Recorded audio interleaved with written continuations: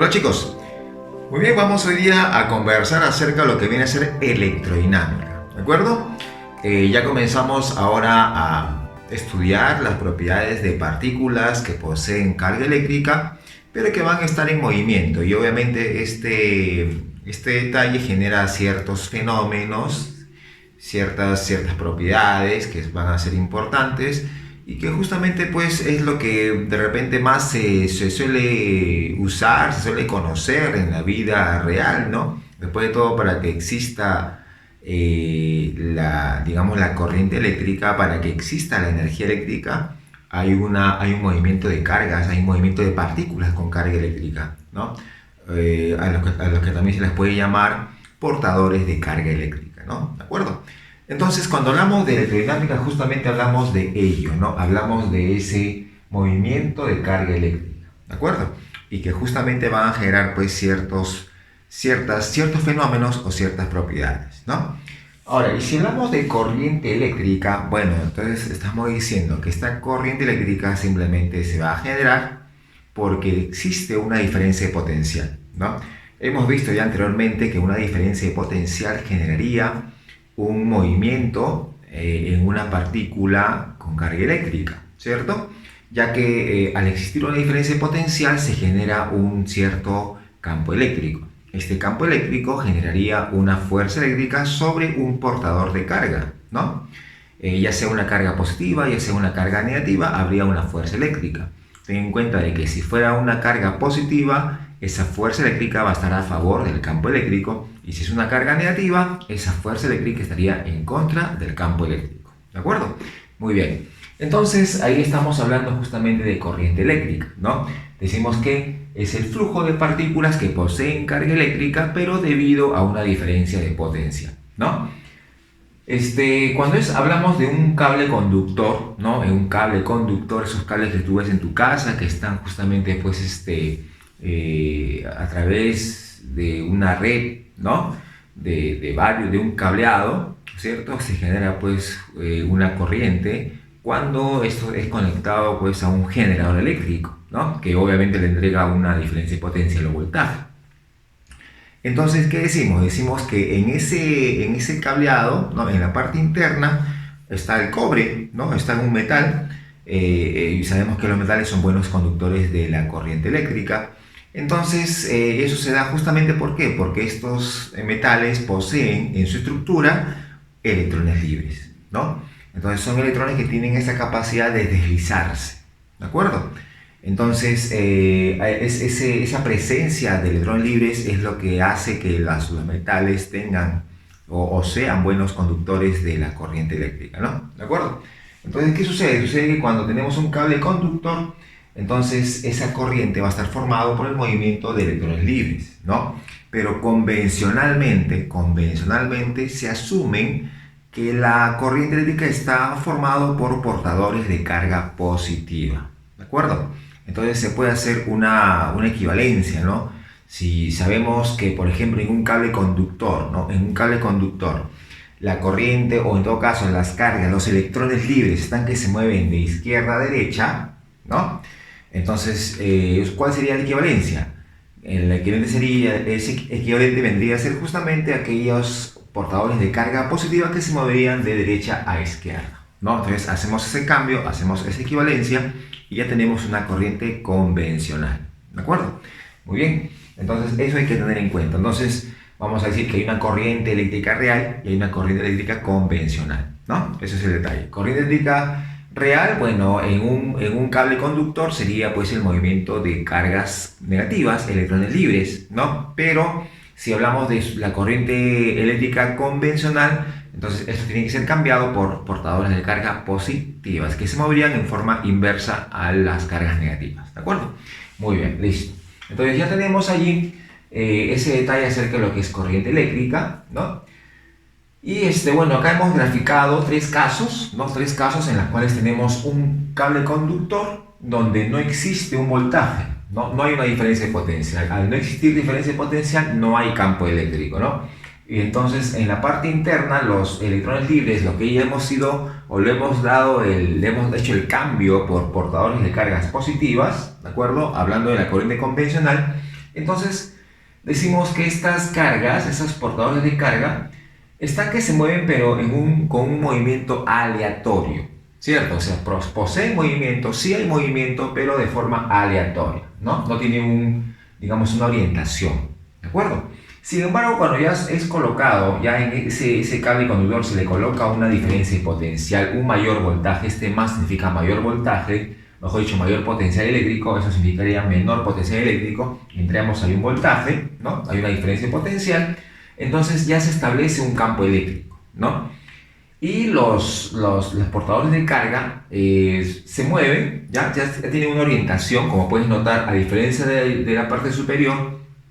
Acá era un zigzag pero aleatorio, no tenían que se iban para uno para un lado, otro para otro lado, pero en este caso sigue siendo zigzagueante ese movimiento, pero ya tienen una orientación. Si puedes notar, todos se están orientando hacia la parte derecha, ¿no? Obviamente, pues si hablamos de cargas positivas, va a moverse de más hacia menos, de mayor potencial a menor potencial, ¿de acuerdo?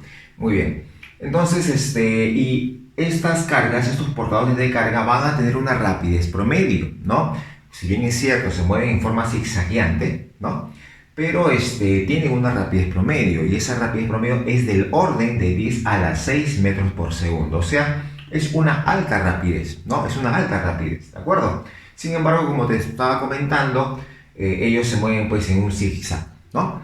Chocando de repente con algunas impurezas, ¿no? Con partículas propios del metal, ¿no? Entonces van chocando y chocando y chocando y chocando, pero van avanzando hacia un lado, ¿de acuerdo? Muy bien. Sin embargo, lo que nos interesa de este movimiento, que es un zigzag, nos interesa el que es normal digamos, a la sección transversal, ¿no? Entonces tomamos en cuenta solamente una componente de ella, que vendría a ser pues esto que hemos graficado, ¿no? Y a esta velocidad que hemos graficado en cada una de las partículas, ¿no? Es lo que conocemos como la velocidad de arrastre o velocidad de desplazamiento, ¿no? Que es una velocidad bastante pequeña, es 10 a la menos 4 metros por segundo, o sea, es bastante pequeño, ¿no? Compara, mira, lo que es la rapidez promedio con la rapidez de arrastre, ¿no? O de desplazamiento, ¿no? Entonces, hay una gran diferencia, obviamente, ¿no? Es más, ¿no? Este movimiento que tú ves acá, que es un movimiento en zigzag, en realidad pues no es recto, ¿no? Sino son pequeñas parábolas que se generan o que generan estas partículas, ¿no? Pequeñas parábolas. Sabes muy bien que una parábola se genera pues por el efecto de alguna fuerza, ¿no? Alguna fuerza. En este caso, la fuerza gravitacional no es mucho lo que aporta, sin embargo, lo que sí genera un movimiento parabólico sería la fuerza eléctrica, ¿no? Generado por el campo eléctrico establecido por la diferencia potencial. Pero ese movimiento parabólico no es notorio debido a que esta velocidad de arrastre es bastante pequeña, ¿no? Entonces esas curvitas no son notorias pues a un nivel en el cual no podemos percibir, ¿no? Sin embargo, pues sabemos que es un movimiento parabólico, ¿ya? Y ten en cuenta esa gran diferencia entre ambas rapideces, ¿de acuerdo? Muy bien, eso es lo que estaba comentando justamente en este texto, ¿no? En ausencia del campo eléctrico, el movimiento de los portadores de carga es un movimiento aleatorio y en este caso no habría una velocidad de arrastre, ¿no? Recuerda que la velocidad de arrastre solamente está siendo tomada en cuenta aquella velocidad que es normal a la sección transversal, ¿no? Esa componente de esa velocidad promedio, pero que es perpendicular a la sección transversal, ¿de acuerdo? Entonces es una componente, ¿ya? Pero si no habría pues una diferencia de potencial, esta velocidad de arrastre es nula. Cuando ya se establece un campo eléctrico, o sea, ya hay una diferencia de potencial, ya hemos comentado que el movimiento sería parabólico, lo cual no es notorio debido a que la velocidad de arrastre es muy pequeña, ¿de acuerdo? Muy bien, entonces eso viene a ser justamente esta primera parte de lo que viene a ser electrodinámica, así que vamos a seguir avanzando. Es decir, ¿no? Ya sabemos qué significa corriente eléctrica, ahora lo que tenemos que hacer es medir esta corriente, ¿no? Y para eso usamos esta magnitud, la intensidad de corriente eléctrica, una magnitud física escalar. Solamente nos va a medir pues la tasa con que estas cargas eléctricas atraviesan una determinada sección transversal, ¿de acuerdo? Entonces acá decimos simplemente, pues cuando hablamos de la intensidad, ¿no? Decimos una intensidad promedio simplemente va a ser esa cantidad de carga eléctrica que atraviesa una sección transversal en un determinado tiempo, ¿no? ¿De acuerdo? Ahí está, ¿no? Entonces, eso viene a ser esa intensidad promedio. Ahora, si esta cantidad de carga es variable con el tiempo, entonces tendríamos que hablar de una intensidad instantánea. Cuando justamente este tiempo tiene una tendencia a cero, ¿de acuerdo? Y ahí estamos hablando obviamente de un límite, como ya te comenté, con la tendencia del tiempo hacia cero, lo cual significa sacar la derivada de la cantidad de carga con respecto al tiempo, ¿de acuerdo? Entonces, así sería la forma de calcular el caso de una intensidad digamos, de corriente eléctrica, pero instantánea, ¿de acuerdo? Listo, chicos. Entonces, eso viene a ser. Vamos a tener en cuenta ciertos detalles. Por ejemplo, acá tengo la intensidad promedio y está la cantidad de carga sobre el tiempo empleado, ¿no? Esta cantidad de carga lo vamos a, digamos, expresar de esa forma. Ya, acá tenemos, digamos, la carga fundamental, ¿no? Y esto viene a ser el número de electrones por unidad de volumen, ¿no? Es decir, acá esto está expresado como la cantidad o número de electrones sobre volumen, ¿de acuerdo? Y ese volumen, con este volumen, se eliminaría y quedaría lo que tú conoces, ¿no? La cantidad de, digamos, la cantidad de carga fundamental por el número de electrones, ¿cierto? Entonces, esta expresión ya sabemos de dónde tiene su base, ¿no? Muy bien. Ahora, ¿qué decimos? Bueno, decimos lo siguiente, ¿no? Vamos a colocar esta expresión aquí arriba, ¿no? Entonces, colocamos de esta forma. Ponemos, en vez de colocar cantidad de carga, coloco esta expresión, ¿no? Que vendría a ser el valor absoluto de la carga fundamental por el número de electrones por unidad de volumen, por el volumen, ahí está, y sobre el tiempo empleado. Ya está, listo, ¿de acuerdo? Ahora, recuerda que hace un momento hemos graficado un cable eléctrico donde tenía su sección transversal, ¿no? Entonces, el volumen se puede calcular la sección transversal por la longitud, ¿sí o no? ¿Cierto? Entonces yo podría colocar aquí el valor absoluto de la carga fundamental por el número de electrones por unidad de volumen, y en vez de colocar volumen coloco área, ¿ya? Bueno, primero coloco L, que es la longitud por el área, ¿de acuerdo? ¿Ya? La longitud por el área, eso vendría a ser justamente el volumen, ¿no? Y acá el tiempo empleado. Listo. Ahora aquí tenemos esta expresión, mira, esto de acá, esa longitud, ya, esa longitud por unidad de tiempo vendría a ser una rapidez, ¿no? Una rapidez. Y si asumimos esta rapidez, una cierta longitud, que justamente pues esa longitud es paralelo, ¿no? Es paralelo a la velocidad de arrastre, ¿sí o no? ¿De acuerdo? Entonces, esa velocidad de arrastre tiene una magnitud, ¿no? Esa magnitud viene a ser su rapidez.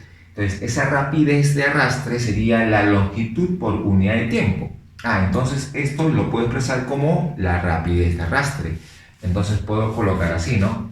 Puedo colocar el valor absoluto de la carga fundamental por el número de electrones por unidad de volumen, por la velocidad, bueno, la rapidez en realidad, ¿no? La rapidez de arrastre y por el área de la sección transversal. Entonces tengo una forma de expresar esa intensidad de corriente eléctrica promedio de esta manera, ¿no? Expresada en función de su rapidez de arrastre.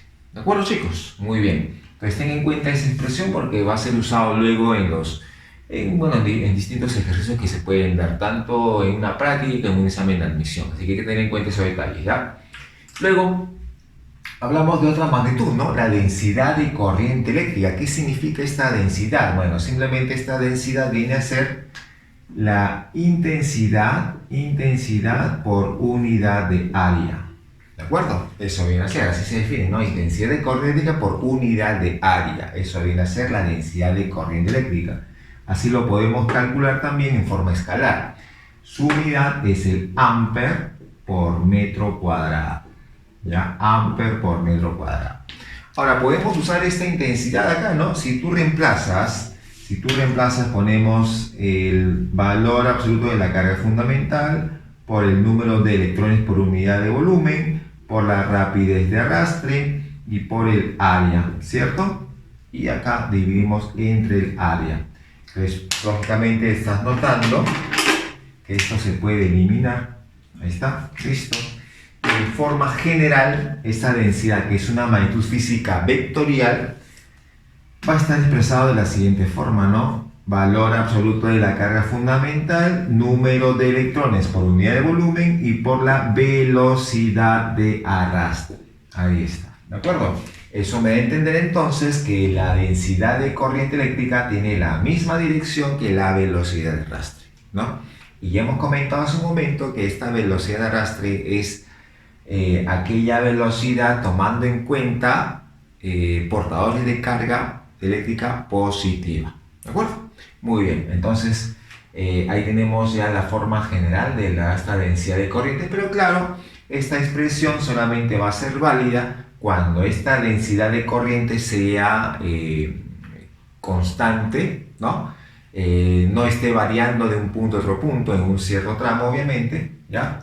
Decimos entonces que esta densidad de corriente va a ser uniforme, ¿no? Y además también la corriente tiene que ser perpendicular a la sección transversal, ¿no? Bajo estas condiciones, entonces esta ecuación se puede usar sin ningún problema, ¿de acuerdo, chicos?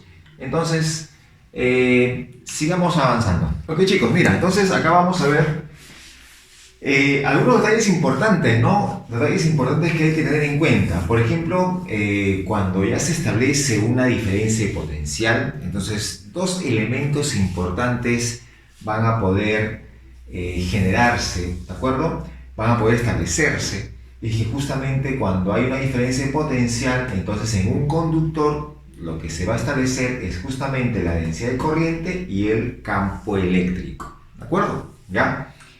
Y sucede que en algunos materiales, ¿no? Esta densidad de corriente con el campo eléctrico son cantidades proporcionales. Y es donde justamente ya entramos en la ley de Ohm, ¿no? Entonces acá colocamos esa relación, ¿no? Tengo acá la magnitud de la densidad de corriente va a ser directamente proporcional, ahí está la constante de proporcionalidad, a el valor del campo eléctrico, ¿de acuerdo? ¿Ya? Y justamente esta constante de proporcionalidad se le conoce como la conductividad eléctrica, ¿ya? Muy bien, entonces justamente aquí ya se comienza a, como te comenté en ese momento, se comienza a hablar acerca de la ley de Ohm, ¿no? Esta relación es la que, digamos, nos da a entender esa ley de Ohm, ¿no? Que en realidad la ley de Ohm es algo textual, ¿de acuerdo?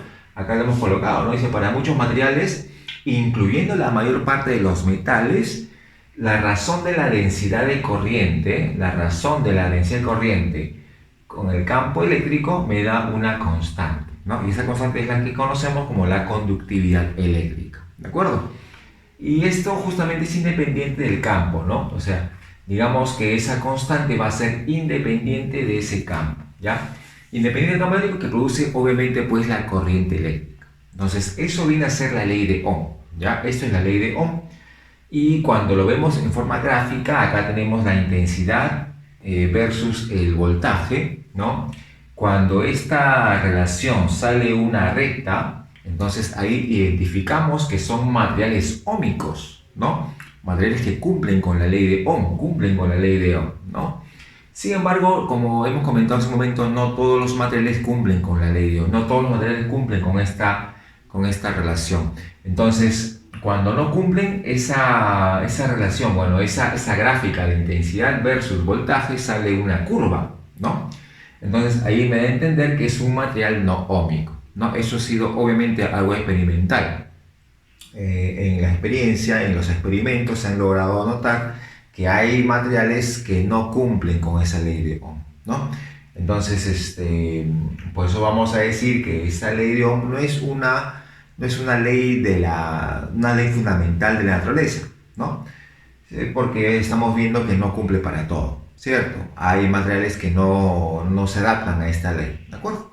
Muy bien, entonces ahí tenemos ese detalle acerca de lo que viene a ser pues la ley de Ohm, ¿ya? Otro término importante es la resistencia eléctrica. Cuando hablamos de resistencia eléctrica, su mismo nombre lo dice, ¿no? Estamos hablando de una oposición. En este caso estamos hablando de un grado de oposición que presentan los materiales al paso de corriente eléctrica, ¿no? Cuando hablamos de materiales conductores y materiales aislantes, estamos hablando de su resistencia eléctrica. Obviamente un material aislante va a tener una alta resistencia eléctrica y un material conductor tiene una baja resistencia eléctrica. Si comparas madera y metal, obviamente pues la madera lo conoces como un aislante, ¿no? Entonces tiene una alta resistencia. En cambio el metal, que es un buen conductor, tendría una baja resistencia eléctrica, ¿no? Entonces ahí estamos teniendo en cuenta ese detalle, esta característica que tienen los materiales, ¿no? Ahora, si vemos de qué va a depender esta resistencia eléctrica, bueno, acá vamos a colocar, ¿no? Esta resistencia eléctrica, nos vamos a guiar de la ley de Pouliot, va a ser directamente proporcional a la longitud del conductor, pero va a ser inverso, ¿ya? Va a ser inverso al área de su sección transversal, ¿de acuerdo? Y esto está multiplicado por una constante conocida como la resistividad eléctrica, ¿de acuerdo? Entonces, esto viene a ser la ley de Pouliot que me está dando a entender la resistencia eléctrica, ¿de acuerdo, chicos? Muy bien, hay que tener en cuenta que esta resistividad está expresada en un metro, la longitud obviamente en metros es la longitud del conductor, y el área de la sección transversal que hemos visto al inicio y está expresado en metros cuadrados, ¿de acuerdo? Muy bien, entonces seguimos avanzando. Muy bien, chicos, entonces acá vamos a ver esta parte en la cual que es algo importante, tienen que tener en cuenta esos detalles. Acá te dice que la conductividad eléctrica es la inversa de la resistividad eléctrica. Bueno, o entonces acá vamos a colocar lo siguiente, ¿no? Colocamos que esta conductividad es inversa a la resistividad eléctrica, ya algo importante. Y recuerda que esta resistividad eléctrica ha aparecido cuando pusimos la ley de Pouliot para definir lo que es la resistencia eléctrica, ¿no? Entonces también podemos colocar entonces la resistencia en función de la conductividad, ¿cierto? ¿De acuerdo? Muy bien. Ahora, la resistividad eléctrica varía con la temperatura, en una forma casi lineal. Como puedes notar, es casi lineal, solamente que acá hay una pequeña curvatura, ¿no? Muy bien. Bueno, acá vamos a colocar, ¿no? cómo se expresa. Acá colocamos esta resistividad, sería la resistividad inicial a una determinada temperatura, multiplicado por 1 más el coeficiente térmico de conductividad por la variación de temperatura, ¿de acuerdo? Ahí está. Entonces, así calculamos ya esa resistividad eléctrica para una determinada temperatura, ¿de acuerdo, chicos? ¿Ya? Y bueno, acá tenemos la variación que está expresada en grados Celsius, ¿ya? Muy bien, entonces aquí tenemos entonces cómo se está modificando, cómo está variando esa resistividad eléctrica, ¿ya? ¿De acuerdo? Algo que hay que tener en cuenta también con respecto a la resistividad eléctrica es que si tú comparas resistividad con resistencia, ¿no? Entonces decimos, ¿no? La resistividad es una propiedad del propio material, ¿no? De la propia sustancia. En cambio, la resistencia es una propiedad del objeto, ¿no? Del objeto. Es decir, si yo tengo dos resistencias del mismo material, bueno, van a tener la misma resistividad, propiedad de la sustancia, propiedad del mismo material. Pero no porque sean del mismo material van a tener necesariamente la misma resistencia, ¿no? Eso sí puede cambiar. Entonces eso va a depender de la forma del objeto, ¿no? En este caso del resistor, ¿no? Que puede tener diferente forma. Entonces, siendo ambos, por ejemplo, se me ocurre, ¿no? Que sean dos resistores de cobre, por ejemplo. Entonces, ambos vendrían a podrían tener diferentes formas, diferentes tamaños, y eso va a generar que tengan diferentes resistencias, ¿no? Pero su resistividad sí sería la misma, ¿de acuerdo? Entonces, ten en cuenta, ¿no? La resistividad es propiedad de la sustancia. La resistencia, propiedad del objeto. ¿De acuerdo? Ten en cuenta ese detalle. Muy bien, entonces ahí tenemos cómo varía la resistividad con la temperatura. Y como la resistencia eléctrica es proporcional a la resistividad, entonces podemos colocar esta ecuación para la resistencia, ¿no? Ponemos la resistencia inicial y acá también colocamos 1 más el coeficiente de conductividad térmica por la variación de temperatura. Listo, ¿de acuerdo? Son ecuaciones parecidas obviamente. Y aquí tenemos entonces cómo está variando la resistencia con respecto a la temperatura. ¿Ya? Entonces eso ten en cuenta. Muy bien. Aquí podemos notar, cómo está variando cómo digamos varía, ¿no? La resistividad con respecto a la temperatura, que comentamos que es casi lineal, ¿no? Pero aquí conforme la temperatura se aproxima a cero, la resistividad va hacia un valor diferente de cero, ¿no? Entonces aquí es donde se da justamente esa curvatura, ¿de acuerdo? Entonces eso hay que tener en cuenta en ese caso de la variación de la resistividad con respecto a la temperatura. Luego acá tenemos ¿te acuerdas de la relación de la cual se habló en la ley de Ohm? ¿No? Tenemos acá que la densidad de corriente eléctrica era proporcional al campo eléctrico, ¿no? A la magnitud del campo eléctrico. Y también sabemos que esa densidad de corriente eléctrica vendría a ser pues la intensidad de corriente por unidad de área, ¿no? Y también sabemos que la diferencia de potencial viene a ser el valor de la intensidad de campo eléctrico por una determinada distancia entre dos puntos, ¿no? O distancia entre superficies equipotenciales, ¿no? ¿De acuerdo? Entonces, para un conductor de una cierta longitud, entonces tenemos que esa diferencia de potencial entre dos puntos de ese conductor vendría a ser pues el campo, la magnitud del campo por esa distancia, ¿no? ¿De acuerdo? Entonces, bueno, acá simplemente vamos a reemplazar, ¿no? Vamos a reemplazar ahí algunos valores, bueno, algunos datos que tenemos acá. Por ejemplo, tenemos que la densidad vendría a ser entonces la intensidad por unidad de área. Esto viene a ser la conductividad, y en vez de colocar el campo o la magnitud del campo, vamos a colocar el voltaje sobre la longitud, ¿no? Así tendríamos, ¿de acuerdo? Muy bien, entonces vamos a colocar este voltaje, ¿ya? Ese voltaje vamos a dejarlo allí. Esto lo puedo pasar acá hacia arriba. Entonces tendrías así, ¿no? Tendrías la longitud, ¿ya? La longitud sobre el área, esta resistividad sería 1 sobre la resistividad, bueno, la conductividad, disculpa, por la conductividad, y tenemos acá entonces la intensidad que puede bajar, ¿no? Y sería acá la diferencia de potencial sobre la intensidad, ¿de acuerdo? Entonces tenemos ese detalle, ¿no? Ahí simplemente hemos pasado de un lado para otro, ¿ya? Y acá tú puedes notar que este valor de resistividad viene a ser pues la inversa de la conductividad, ¿sí o no? ¿Cierto? Entonces yo puedo colocar esto, se puede colocar de esta forma, ¿no? Resistividad por longitud sobre área, ¿cierto? Así podemos colocarlo. Y esto sabemos que viene a ser justamente una resistencia eléctrica, que viene a ser entonces esto de acá, ¿no? Eso significa entonces que podemos colocar, vamos a colocarlo de otro color para que se pueda notar, ¿ya? Entonces aquí vamos a ver que esto es una resistencia y esto viene a ser la diferencia de potencial entre dos puntos entre la intensidad, ¿no?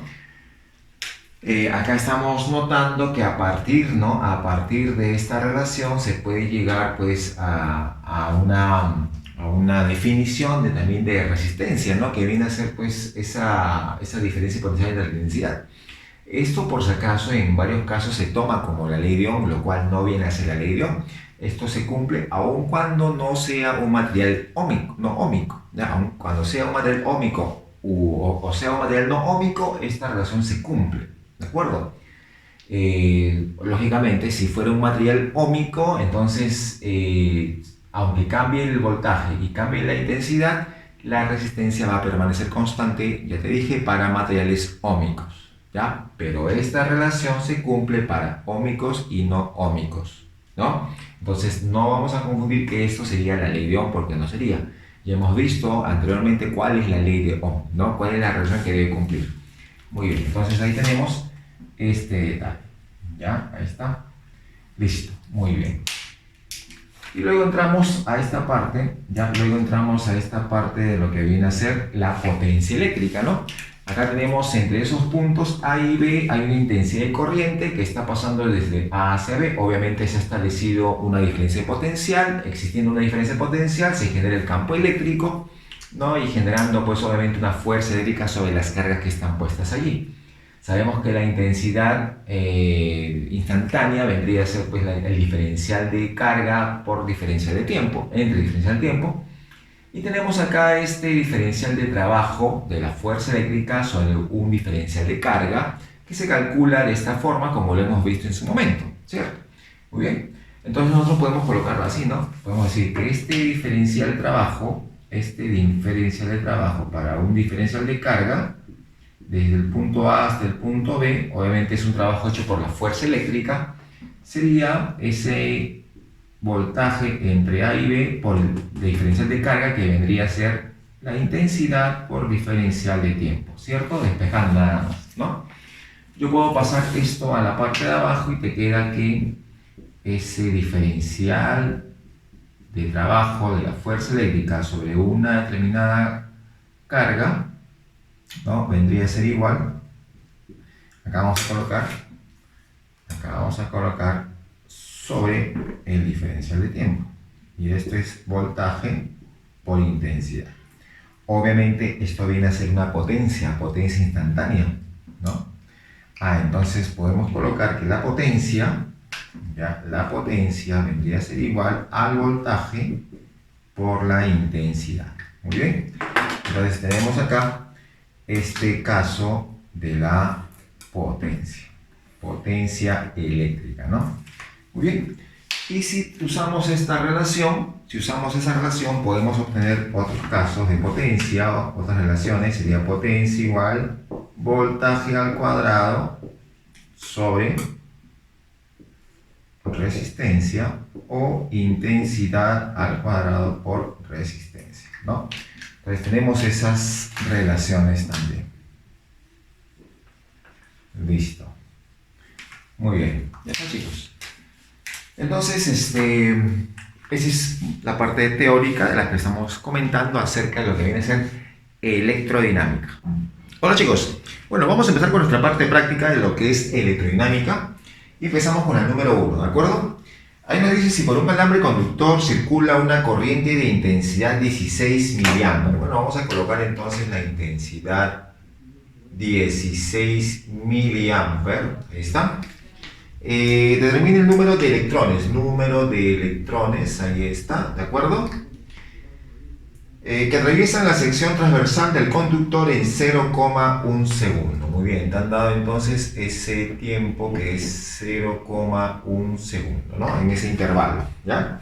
Bueno, acá te han dado la intensidad promedio, y sabemos que esa intensidad promedio la puedes calcular de esta forma, ¿no? Esta cantidad de carga, ¿ya? Esta es la cantidad de carga que atraviesa una cierta sección transversal del conductor en un intervalo, ¿cierto? Entonces ahí tenemos la ecuación que vamos a usar, ¿no? Lo que hemos visto ya en la parte teórica, ¿ya? Pero además sabemos que esa cantidad de carga también la puedes calcular de esta forma, ¿no? Valor absoluto de la carga fundamental por el número de electrones que atraviesan esa sección transversal. Muy bien, como ambos acá puedo igualar, ¿no? ¿Cierto? Puedes igualar esa cantidad de carga eléctrica, ¿no? Al igualar esa cantidad de carga eléctrica, tú tienes así, ¿no? Tienes el valor absoluto de la carga fundamental. Esto por el número de electrones lo puedo igualar con la intensidad promedio por el intervalo, ¿cierto? Ya está.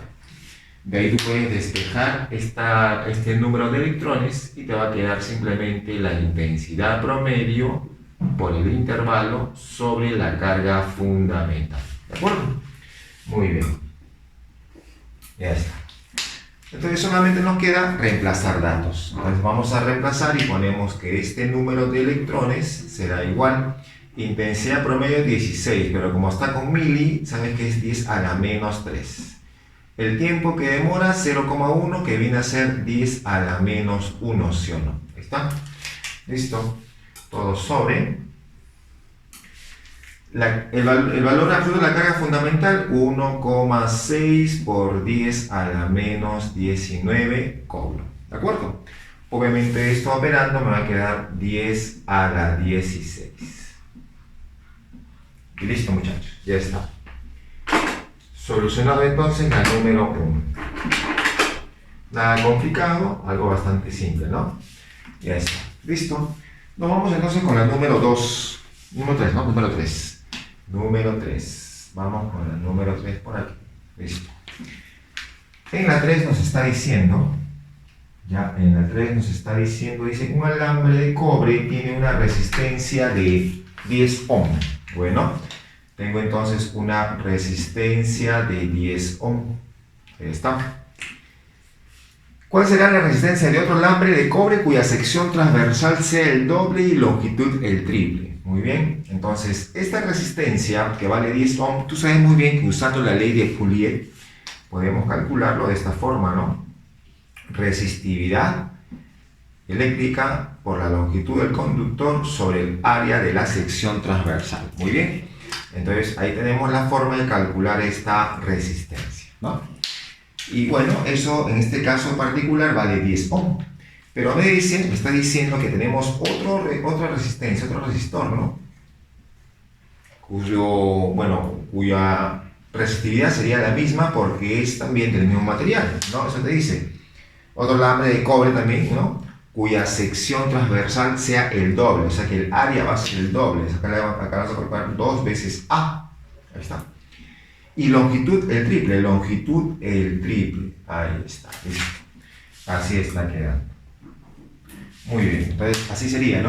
Si esto lo ordenamos un poco, te va a quedar 3 medios, ¿cierto? 3 medios de la resistividad por longitud sobre área, ¿no?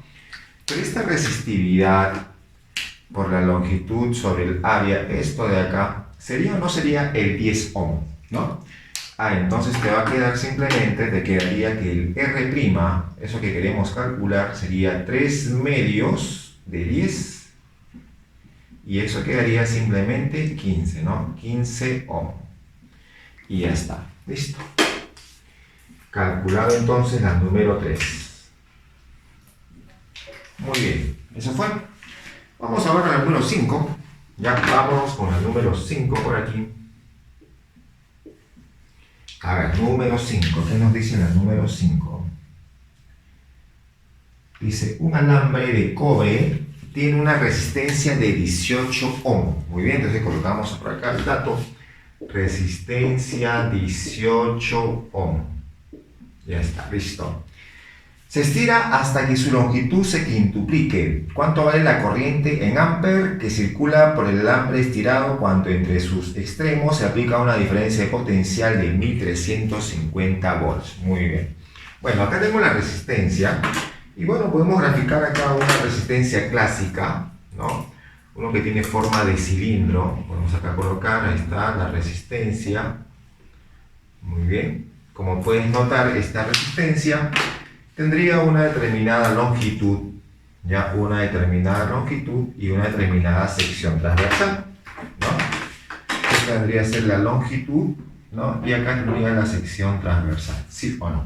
¿De acuerdo? Muy bien. ¿Pero qué te dice? Te dice que a este resistor lo vamos a estirar hasta que su longitud se quintuplique. Entonces, el nuevo resistor, va a ser más grande. Y obviamente si tú le estiras, ¿qué va a pasar con su sección transversal? Se va a hacer más angosta, ¿no? ¿Cierto? Tú estiras y obviamente la longitud crece, pero su sección va a disminuir, ¿no? Entonces, ¿hasta dónde lo hemos estirado? Hasta que su longitud se quintuplique, dice.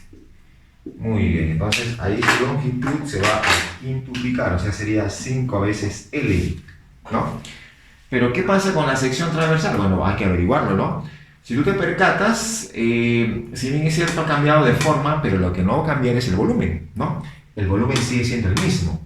Entonces, si acá el volumen, ¿ya? Si aquí el volumen, si este volumen sería la base, que es A, el área de la sección transversal, por la altura, ¿cierto? Área o volumen de un cilindro, ¿no? Entonces, acá también debe quedar lo mismo. Entonces, este volumen en la parte de abajo, ese volumen en la parte de abajo sería la sección transversal, que vamos a colocarlo por acá, ¿cierto? Por su altura, que sería 5L. Pero para que me quede A por L, ¿sí o no? Que acá yo debería colocar, A sobre 5, ¿sí o no? Así el 5 y el 5 se van y me queda A por L. Ya, entonces ya sé que esto de acá, esta sección transversal sería A quintos. Listo, ya está, ya averiguamos eso. Ahora sí, lo que vamos a hacer es simplemente reemplazar datos en la ley de Pouliot, porque sabemos que la ley de Pouliot es resistencia es igual a la resistividad por longitud sobre área, ¿sí o no? Muy bien, entonces eso vamos a reemplazar. Ahí está, ¿no? A ver, decimos, ¿no? En el primer caso todo esto es 18 ohms, ¿sí o no? ¿De acuerdo? Pero cuando cambia su forma, ¿cierto? Entonces, ¿qué decimos? La nueva resistencia, R', sería, es el mismo material, ¿no? Lo hemos estirado nada más. Su longitud es 5 veces L y su área es A quintos. Muy bien. Esto te va a quedar, el 5 sube, que queda 25 veces resistividad por longitud sobre área. ¿Sí o no? Pero tú sabes que esto de acá es lo que vale 18, ¿sí o no? Entonces, como vale 18, decimos el R' sería 25 por 18. Listo, ya está. Ya tenemos el nuevo R', ¿no? Pero acá te dice ¿cuánto vale la corriente en amperes que circula por el alambre estirado cuando entre sus extremos se aplica una diferencia de potencial de 1350 volts? Muy bien, te han dado entonces el potencial, ¿no? La diferencia de potencial, entonces podemos usar esta ecuación, ¿no? Voltaje igual a la intensidad por la resistencia, ¿cierto?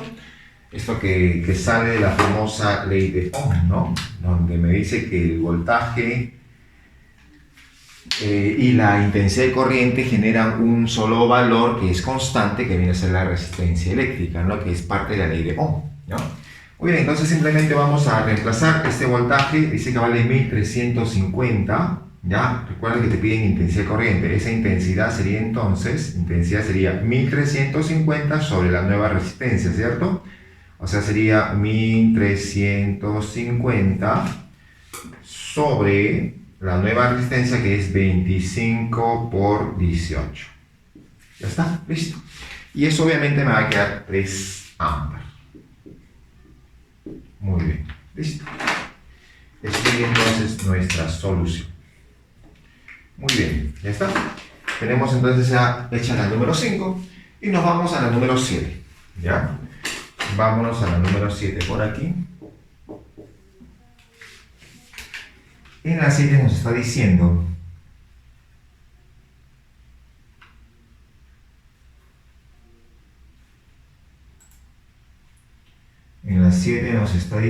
dice, en la figura se muestra una pastilla de plomo, ¿ya? Una pastilla de plomo está diciendo. Bueno, entonces vamos a graficar acá la pastilla de plomo. Por acá podemos graficar esa pastilla.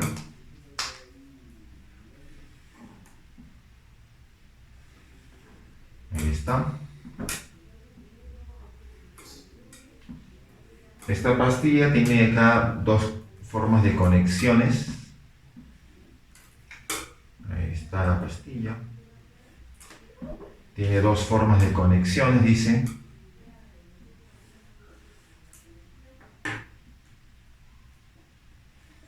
Listo, ya está. Muy bien. Entonces, esta pastilla tiene dos formas, ¿no? Una está por aquí. Una está por aquí. y otra está por acá. Listo, así está, ¿no? Y por acá pueden notar que aparece el 1, por acá está 1 y por acá está 2. Por acá está el 3 y por acá está el 4. Ahí está, ¿no? En la figura se muestra una pastilla de plomo. Si la conectamos a una diferencia potencial de 360 volts a través de los terminales 1 y 2, circula una corriente de 5 amperes. Cuando es conectado entre esos extremos, esos bornes, con un voltaje de 360, la corriente es de 5 amperes, ¿no? ¿Cuánto será la corriente que circula en amperes si la conectamos a través de los terminales 3 y 4? ¿No? Te pide la corriente en ese caso. Muy bien. Entonces, como conocemos esa diferencia de potencial que vale 360 amperes, ¿no? 360 volts, mejor dicho, ¿cierto? Y dice que la corriente en ese caso es 5 amperes. Entonces acá ponemos esa intensidad de corriente entre 1 y 2 me queda 5 amperes. Entonces podemos calcular si usamos esta ecuación del voltaje igual a la intensidad por la resistencia, podemos calcular entonces la resistencia, ¿no? ¿Cierto? Entonces vamos a ver, decimos, ese voltaje que vale 360 es igual a la intensidad que vale 5 por la resistencia, ¿no? ¿Resistencia entre quién? Entre 1 y 2. Ahí está. Acá obviamente te queda que esta resistencia entre 1 y 2 te queda 72 amperes, ¿no? ¿Cierto? Ya está, listo. Ahora, esta resistencia, estamos calculando resistencia, ahora sí, esta resistencia se puede calcular por medio de la ley de Pouliot, ¿sí o no? ¿Cierto? Ahí está. Y esto vendría a ser 72, ¿sí o no? ¿Cierto? Pero bueno, vamos a reemplazar cómo están los datos, pues según lo que vemos en la figura, porque en la figura tenemos lo siguiente, tenemos acá 6A aquí, 6A, por acá tenemos 2A, y por abajo tenemos A más. Ya está, así están, ¿no? Las dimensiones. Entonces en esta resistencia decimos lo siguiente, ponemos 72 es igual. Resistividad, déjalo allí. La longitud de 1 hacia 2, la longitud sería 6A. 6 veces A, ¿no? Eso sería la longitud. Todo sobre el área. ¿Qué área sería? Bueno, obviamente sería esta área, ¿no? Obviamente vendría a ser esta área de acá. Sería esta área. Esa sería la sección transversal. Y esa área sería, esto vale 2A y esto vale A. Entonces sería la base, ¿no? 2A por A, 2A al cuadrado. O le ponemos simplemente 2A por A. Listo. Obviamente ahí puedes notar de que se va a ir el A con el A, ¿no? Te queda 6 entre 2, te queda 3. El 3 pasa a dividir y te queda 24, ¿no? Entonces significaría que esta resistividad sobre A sería simplemente 24. Así queda, ¿no? ¿Cierto? Listo. Ahora, cuando está entre 3 y 4, ¿cómo sería la nueva resistencia? Bueno, ponemos el R entre 3 y 4 sería igual. A ver, resistividad es la misma, la longitud sería A nada más, esa es la longitud, y el área sería esto de acá, ¿no? El área sería esto de acá. Esa es el área de sección transversal. Entonces sería 6A por 2A. Tenemos 6A por 2A.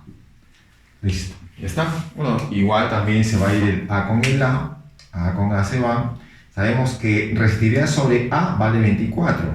¿No? Vale 24. 24 entre 12 te queda 2. Entonces esto te va a quedar simplemente 2 ohm. Listo. Teniendo ese valor de resistencia, podemos averiguar la intensidad de corriente usando la misma ecuación. El voltaje es el mismo, o sea, 360 es igual a la intensidad entre 3 y 4 por la resistencia, ¿no? Que vale 2. Entonces, ¿cuánto te quedó esta intensidad? Te queda simplemente 180 amperes. ¿Listo? Ya está. Así nos está quedando entonces este ejercicio, ¿no?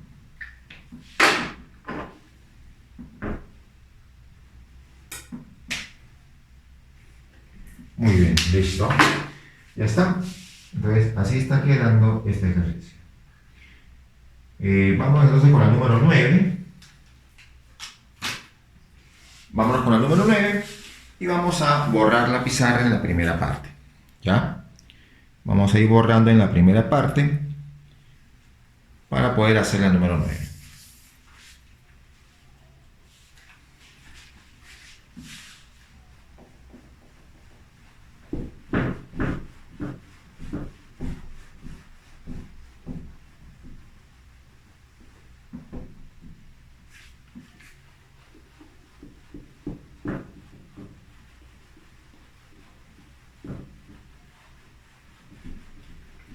Muy bien, chicos. Vamos a borrar acá una vez.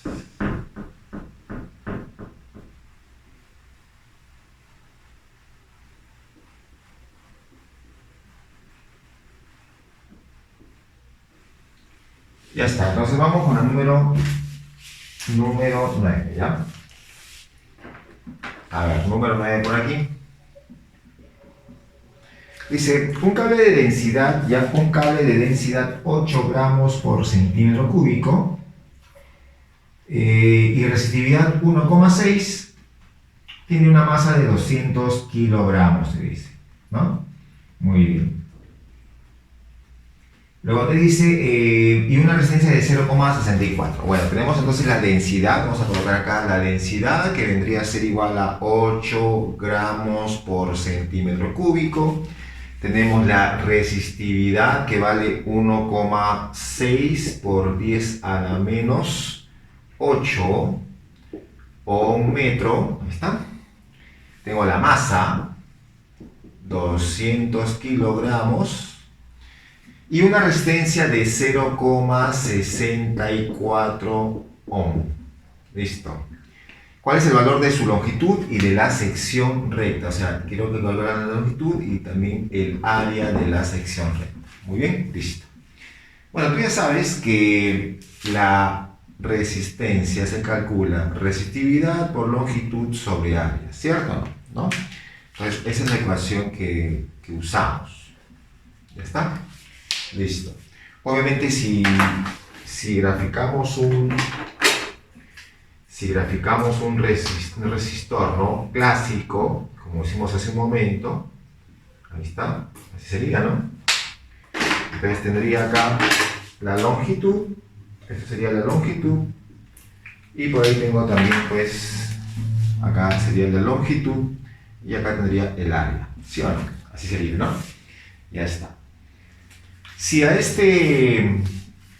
esta resistencia, ¿ya? A esta resistencia, que es resistividad por longitud sobre área, ya está. Si lo multiplico acá por L arriba y por L abajo, no sucede nada, ¿cierto? No pasa nada, ¿ya? No pasa nada. Pero A por L sería el volumen, ¿no? Ah, ya, entonces acá yo puedo colocar entonces, decimos, resistividad por longitud al cuadrado sobre el volumen. ¿Sí o no? ¿Está? Así vendría a ser. Pero yo no tengo volumen, tengo densidad y tengo masa. Ah, entonces, como la densidad es masa sobre volumen, entonces de allí podemos despejar el volumen. ¿Cierto? De ahí se puede despejar el volumen. Y el volumen sería masa sobre densidad. Ah, entonces acá tendría que la resistencia sería resistividad por longitud al cuadrado sobre, en vez de volumen, masa sobre densidad. Ahí está. Esa densidad sube y te quedaría resistividad por longitud al cuadrado por densidad y sobre masa. Así quedaría, ¿no? A eso significa entonces que yo puedo despejar la longitud, porque le están pidiendo longitud. Ah, bueno, si te piden longitud, entonces la longitud te quedaría, a ver, masa por resistencia sobre resistividad por densidad, y eso le sacamos la raíz. Así quedaría, ¿cierto? Muy bien. Y solo te queda, puedes reemplazar, ¿no? Solo te queda reemplazar. Entonces, esta longitud vendría a ser igual. Raíz. La masa dice que vale 200 kilogramos. Muy bien, 200 por la resistencia, que sería 0,64, que sería 64 por 10 a la menos 2. ¿Sí o no? ¿De acuerdo? Muy bien. Abajo sería la resistividad, que es 1,6, voy a colocar 16 ya, 16 por 10, por 10 sobre 10, te quedaría simplemente 10 a la menos 9, ¿no? Ya está. Resistividad y la densidad, que es 8, pero está en gramos por centímetro cúbico. Tú ya sabes que para pasarlo a kilogramos por metro cúbico sería por 1000, o sea, 8 por 10 al cubo. Listo. Ya está. Muy bien. Operando eso allí, simplemente esta longitud te va a quedar 10 al cubo metros, que equivale a 1 kilómetro. Listo. Ya conocemos entonces una de las cosas que te estaban pidiendo, ¿no? Ya tenemos ahí una de las cosas que te pedían. ¿Ya está? Ahora simplemente vamos a calcular la otra parte. A ver, vamos con, ahora también te piden calcular el área, ¿no? ¿Cierto? El área. Bueno, como ya conocemos la resistencia, conocemos estos datos, ¿sí o no? Entonces podemos ahí reemplazar, ¿no? Como te piden el área, bueno, despejas el área. Despejas área, por acá vamos a despejar área. Despejamos área, a ver, despejando. El área sube, sería resistividad por longitud sobre resistencia, ¿sí o no? Eso vendría a ser. Entonces vamos a reemplazar, pues.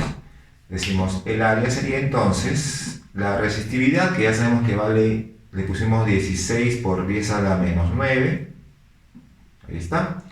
La longitud, que viene a ser 10 al cubo. Ahí está. Y abajo te quedaría la resistencia, que es 64 por 10 a la menos 2, ¿no? Listo. Ya está. Muy bien, eso te va a quedar simplemente 25 por 10 a la menos 6 metros cuadrados. Ya está, listo. Lo cual equivale a decir a 25 milímetros cuadrados. Porque el mil dice a la menos 3, al cuadrado dice a la menos 6, que aparece acá. ¿Cierto? Muy bien, listo.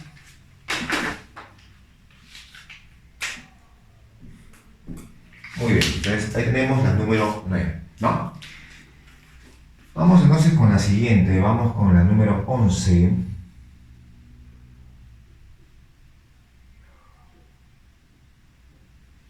En el número 11 tenemos un gráfico, ya tenemos un gráfico de intensidad versus voltaje. Vamos a por acá, número 11. Entonces tenemos ahí nuestro gráfico.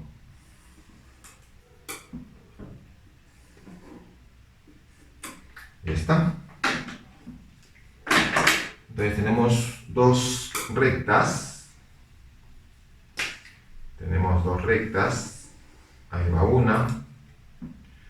Y por acá está la otra. ¿Listo? Ya está.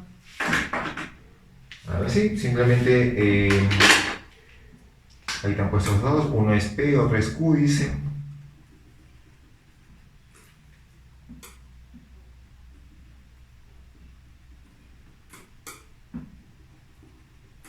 Muy bien, ya está. Entonces aquí tenemos uno que es la intensidad, esa es intensidad expresada en amperes, y tengo el voltaje expresado en volts, ¿no? Por acá tenemos valores de 30, y por acá tengo 2, y por acá tengo 3. Listo. Así está, ¿no? Este es P, y esto es Q. Listo, ¿no? Así está la figura, ¿de acuerdo? Entonces dice ahí, la gráfica muestra la variación de la corriente que fluye a través de los hilos conductores P y Q en función de la diferencia de potencial entre los extremos de estos. La relación resistencia de Q, o sea, te piden resistencia de Q sobre resistencia de P, ¿no? Eso te está pidiendo. Ya está, muy bien. Pero recuerda que la resistencia se calcula o es una constante entre el voltaje y la intensidad de corriente, ¿cierto? Obviamente esto se cumple para materiales que son óhmicos, ¿no? Esto se cumple para materiales óhmicos, que cumplen con la ley de Ohm. Muy bien, entonces tú puedes reemplazarlo, ¿no? Tú puedes decir lo siguiente. A ver, resistencia de Q, ¿no? La de Q sería, a ver, estamos con Q, ¿no? Tengo acá su voltaje, mira, vale 30 el voltaje, entonces pones 30 sobre el voltaje, pones 30, acá tengo 3 amperes. Muy bien, así sería, ¿no? ¿De acuerdo? Ese es para, no, para Q es 2, ¿no? Para Q estamos haciendo y sería 2, listo. Y para P sería, cuando el voltaje es 30, su intensidad es 3. Entonces ponemos 30 sobre 3. Listo. Obviamente pues ahí notas que el 30 se va a eliminar, el 2 sube y te queda 1,5. Y ya está. Se acabó. Eso es todo lo que había que hacer en este ejercicio, ¿no? Número 11. Bueno, bastante sencillo, solamente es cuestión de interpretar nada más. Muy bien, nos vamos entonces al número 13.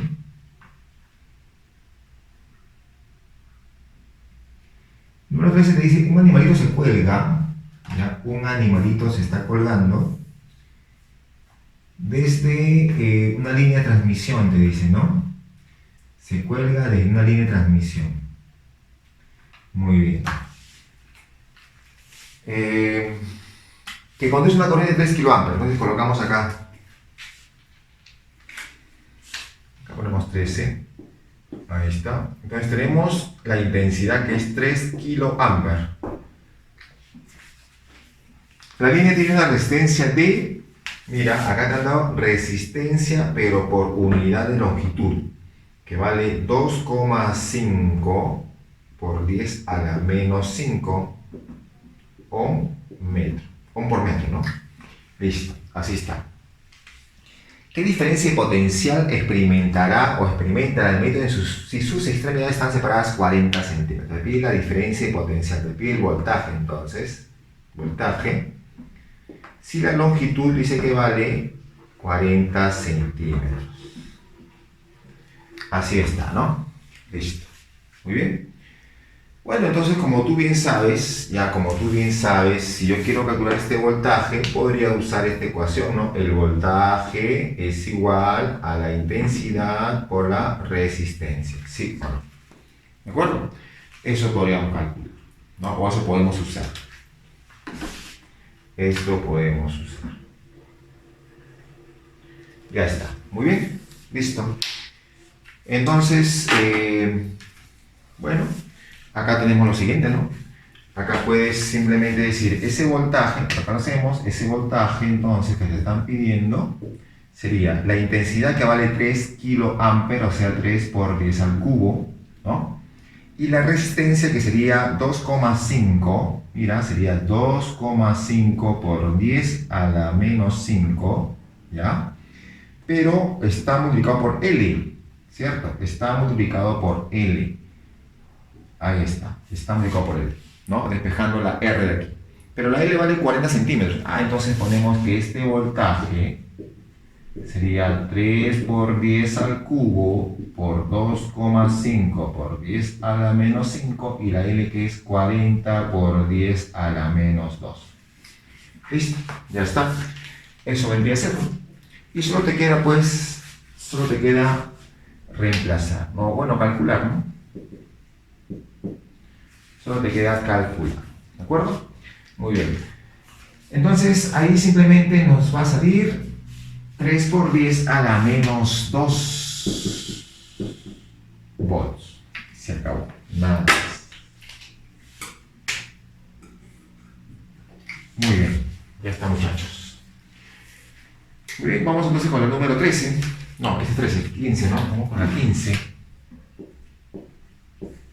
Vamos con el número 15. Ahí te dice, en la mayoría de los aparatos eléctricos puedes ver su potencia en la placa de características que viene por la parte de atrás y pegada, ¿cierto? Muy bien. A veces solo viene la tensión a la que se debe conectar y la intensidad que circula por el receptor. En este caso es fácil calcularla, solo tienes que multiplicar voltaje por intensidad, como ya explicamos. Por una resistencia de 2 ohm, circula una corriente de 1 miliampere, ¿no? ¿En qué tiempo? En minutos aproximadamente esta resistencia puede fundir 1 miligramo de hielo a 0 grados Celsius. ¿De acuerdo? Muy bien. Entonces, vamos a simplemente a calcular, ¿ya?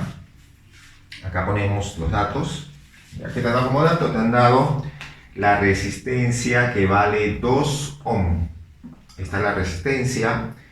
La intensidad de corriente es 1 miliampere. Ahí está. 1 miliampere. Te pide el tiempo expresado en minutos, por si acaso, para que se funda una masa de 1 miligramo de hielo, que está a 0 grados Celsius, o sea, está listo para fundirse, ¿no? Listo para fundirse. Ya está. Muy bien, entonces, ¿qué hacemos en este caso? Bueno, habría que aplicar pues energía, ¿no? Pero como acá conocemos la resistencia y la intensidad, tú debes acordarte que la potencia es igual a la intensidad al cuadrado por la resistencia, ¿sí o no? ¿Cierto? Eso lo hemos visto, ¿ya? Eso es la potencia. Potencia, intensidad al cuadrado por resistencia. Pero la potencia en forma general, sabemos que la potencia en forma general es energía por unidad de tiempo, ¿sí o no? Entonces, ahí tenemos este caso, ¿ya? Obviamente la energía es la que se le va a entregar a esa masa de hielo para que pueda derretirse, ¿no? O sea, es una cierta cantidad de calor, ¿ya? Entonces, podemos calcular acá, podemos decir, si reemplazamos, vamos a decir que esta energía por unidad de tiempo es igual al I cuadrado por R, ¿ya? Como te piden tiempo, despejas tiempo y sería energía sobre I cuadrado por R. ¿Sí o no? Así sería. ¿Ya está? Muy bien. Ya solo te queda reemplazar nada más. Decimos entonces el tiempo. El tiempo vendría a ser, a ver, esa energía, como dije, es la cantidad de calor que se le va a entregar, ¿no? Está expresada en forma de calor. Entonces, pero sería un calor de transformación nada más, ¿no? Porque ya está a 0 grados Celsius, ¿no? Recuerda que está a 0 grados Celsius. Entonces, está listo para fundirse, ¿no? Entonces ponemos acá, recuerda que la cantidad de calor de transformación es masa por calor latente de fusión. La masa es 1 miligramo, o sea, 10 a la menos 3 gramos, ¿no? ¿Cierto? El calor latente de fusión del hielo es 80, ¿sí o no? Ahí está, 80. Pero eso te va a quedar en calorías. Una caloría es 4,186 joules, ¿te acuerdas, no? Entonces aquí ya está expresado en joules. Listo, energía en joules. Y el tiempo, bueno, el tiempo no, intensidad, que sabemos que vale 1 miliampere, que sería 10 a la menos 3, ¿cierto? Tenemos, eso es al cuadrado, ¿no? Intensidad al cuadrado y la resistencia que vale 2. Listo, ya está. Eso te va a quedar en segundos, ¿sí o no? ¿Cierto? Te queda en segundos. Habría que dividirlo entre 60, o sea, acá ponemos 60, ¿cierto? Para que se exprese en minutos, ¿no? Listo, ya está. Entonces simplemente aquí vamos a colocar que el tiempo vendría a ser, operando, 2,8 minutos. Listo.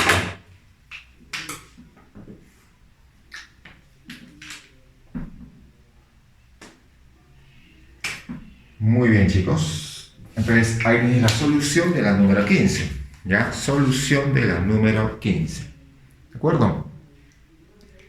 Muy bien, entonces ahora lo que vamos a hacer es borrar nuestra pizarrita para poder avanzar con con el siguiente ejercicio. ¿Ya? Muy bien.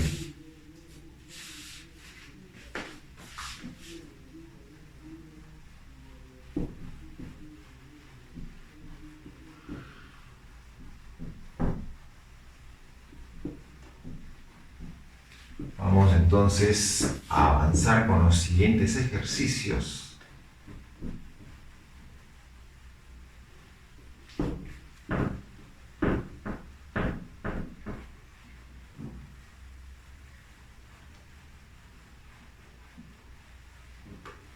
Muy bien.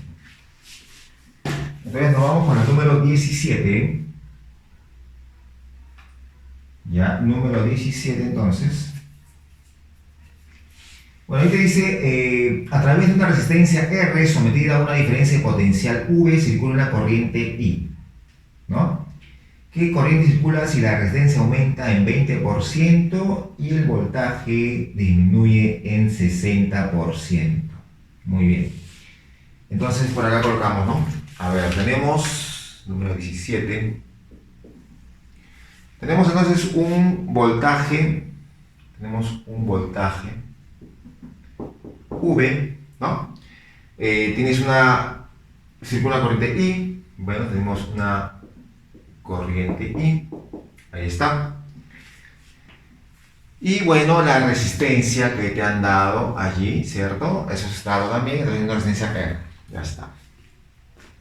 Dice, ¿qué corriente circula si la resistencia aumenta en 20%? Bueno, primero, esta intensidad de corriente, obviamente si usamos nuestra ecuación que conocemos, que sería así, ¿no? ¿Cierto? Entonces, esa es la ecuación que vamos a usar, que si la resistencia es constante al alterar el voltaje y la intensidad de corriente, entonces sería un elemento o un material óhmico, ¿no? Entonces, aquí decimos, esta es la resistencia, que sería simplemente esta resistencia, si la reemplazamos, vendría a ser V sobre I simplemente, ¿no? ¿De acuerdo? Pero luego dice que, ¿qué corriente circula si la resistencia aumenta en 20%? ¿No? La resistencia aumenta en 20%. O sea, si despejamos la intensidad de corriente, tendríamos entonces voltaje sobre resistencia. ¿Sí o no? ¿Ya está? Muy bien. Entonces te dice, ¿qué corriente? ¿No? Una nueva corriente que vamos a tener acá, I', si la resistencia aumenta en 20%, entonces si la resistencia aumenta en 20%, esta resistencia sería 120% de R, ¿sí o no? Eso sería. Y el voltaje disminuye en 60%. Entonces acá sería que te queda 40, ¿no? 40% de V, porque disminuye 60%. ¿Listo? Ya está. Nada más. Entonces acá se van los porcentajes y te va a quedar simplemente un tercio, ¿no? Un tercio de V sobre R, que sería lo mismo que decir un tercio de I, ¿cierto? Y eso vendría a ser 0,33 I. Ya está. Listo. Eso fue entonces la número 17, ¿no? Bastante sencillo. Vamos con la 19. En la 19 te está diciendo, a ver, ahí tenemos, dice, pasa corriente por una solución de cloruro de sodio, ¿ya? Y en 10 segundos, 6,45 por 10 a la 16 iones de sodio llegan al electrodo negativo. Entonces tenemos acá vamos a colocar la 19. Dice 6,45 por 10 a la 16, ya, dice a la 16 iones de sodio, ya, iones de sodio. Y también tenemos 4,18 por 10 a la 16 iones de cloro. Muy bien, ¿de acuerdo? Así vendría a ser, ¿no? Entonces, si tenemos nosotros, por ejemplo, tendríamos nosotros digamos, este tipo de envase, ¿no? Entonces por acá tenemos, de repente, un electrodo, otro más por acá, ¿cierto? Entonces, los iones de sodio, vamos a ponerlo acá, esos son los iones de sodio, están que se dirigen hacia, de repente, hacia la parte derecha, ¿no? Los iones de sodio. Y los iones de cloro, están que se dirigen hacia la parte izquierda. Así sería, ¿no? ¿Cierto? Ya está. Tengo una cierta cantidad de iones de sodio y una cierta cantidad de iones de cloro, ¿no? Lo que te piden es cuál es aproximadamente la corriente que pasa entre los electrodos, ¿no? Bueno, acá lo que hay que hacer es una equivalencia, ¿cierto? Recuerda que la corriente eléctrica la corriente convencional está conformada por el movimiento de cargas positivas, ¿no? Bueno, esas son cargas positivas, que serían 6,45 por 10⁻16, ¿no? Pero en este caso es carga negativa. Pero ¿cuál sería su equivalente en cargas positivas? Su equivalente en cargas positivas sería, pues, movimiento de estas mismas, pero en el sentido contrario, ¿no? Ese es su equivalente, ¿sí o no? Este sería su equivalente. ¿No? Sería su equivalente. ¿De acuerdo? Ya está. Entonces, ¿qué es lo que vamos a hacer? Vamos a sumar entonces estos dos valores. Si sumamos esos dos valores, ¿no? Todo ese total sería, pues, el número de cargas que se están moviendo, ¿no? Número, en este caso, como este es 1, ¿no? Ahí es un solo ion, ¿no? Y obviamente, pues, son 6,45 por eso 16 de esos iones. Acá también es uno solo de esa cantidad. Entonces, al sumar esos dos, tendría el número total de cargas fundamentales que se están moviendo, ¿cierto? Y lo que te piden calcular es cuál es aproximadamente la corriente que pasa entre los electrodos. Tú sabes muy bien que la corriente, la intensidad promedio es esto de acá, ¿cierto? ¿No? Esa es la intensidad promedio. Muy bien, entonces, como esa es la intensidad promedio, simplemente lo que hacemos, es decir, ¿no? Esa intensidad promedio que te están pidiendo sería, para calcular esto de acá, sabemos que se calcula la carga fundamental por la cantidad de partículas que se mueven, ¿cierto? En este caso sería, entonces, colocamos esa cantidad de carga, sería la carga fundamental, que vale 1,6 por 10⁻⁻19 coulomb, ¿cierto? La carga fundamental por la cantidad, y la cantidad sería la suma de esos, que es 6,45 por 10⁻16 más 4,18 por 10⁻16. Ahí está. Esa es la cantidad, ¿no? Todo sobre, bueno, acá nomás, el tiempo, ¿no? ¿Qué tiempo dicen? 10 segundos. Pues acá ponemos sobre 10. Ya está, listo. Bueno, acá la intensidad promedio entonces te va a quedar 1,7 por 10⁻⁻3 amperes, que equivale a decir 1,7 miliamperes. Ya está. Muy bien, eso viene a ser entonces la solución de la número 19. ¿De acuerdo, chicos? Entonces ahí estamos con esta parte de lo que es ejercicios de electrodinámica.